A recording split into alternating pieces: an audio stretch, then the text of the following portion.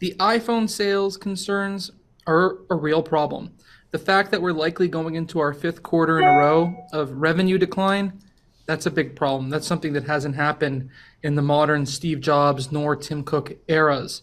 The fact that this new product category they're launching is not going to have any mainstream pickup for several years or generate any material revenue, that's a problem. The fact that Massimo proved that you could beat Apple in a patent infringement lawsuit and get their product off the market, that's a really big deal.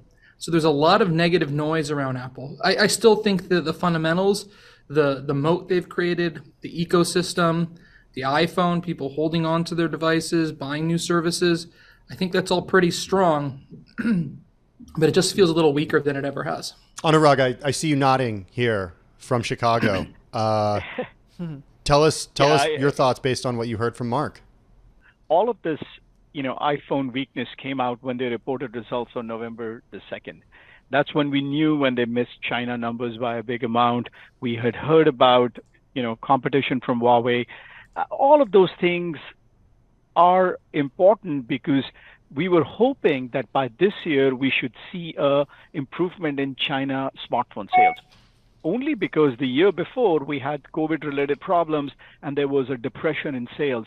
I think that really is something that, when they came and gave guidance, to be honest, I was surprised that the stock didn't react the way it's reacting now at that time. So I think it could be a year-end, portfolio management or whatever it was. But I agree, this year is going to be tough for them. They're going to grow somewhere between 3 to 5% revenue. Then you buy, a little bit of buybacks in between. So this is the new normal for Apple. It has been for the last 2 years. Well, Anurag, let me follow. The new normal, does that mean Apple at some point needs to think about China not being as big a market as it has planned for it to be? Well, China is a big market for them. There is no way out of it. But the way you want to think about Apple in totality, and I'm only going to focus on iPhones right now because that's really what drives the product growth, at least in the near term.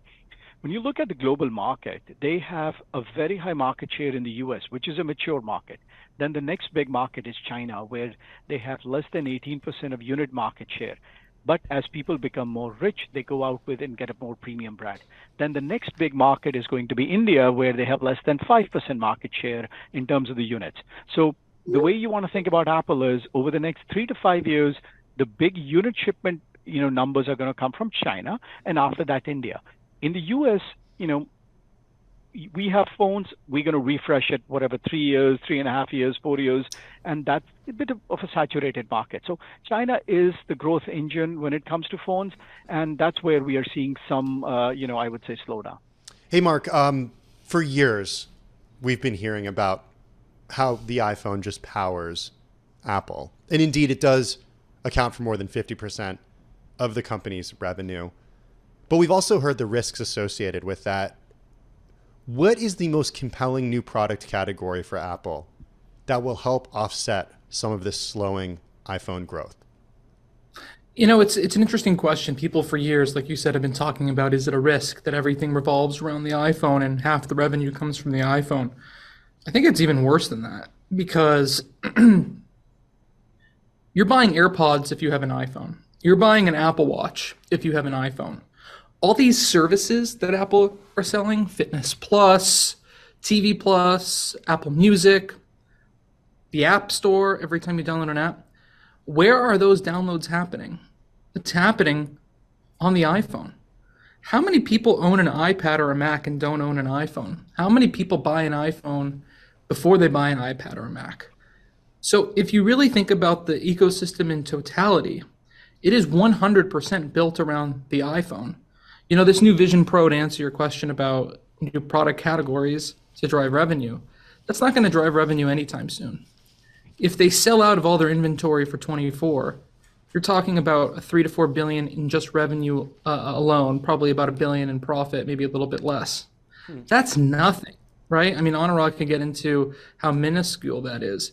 And so I think long-term, mixed reality, augmented reality, virtual reality, those are fine categories for Apple. But I think right now it's nothing more than a pipe dream in terms of that becoming a revenue generator.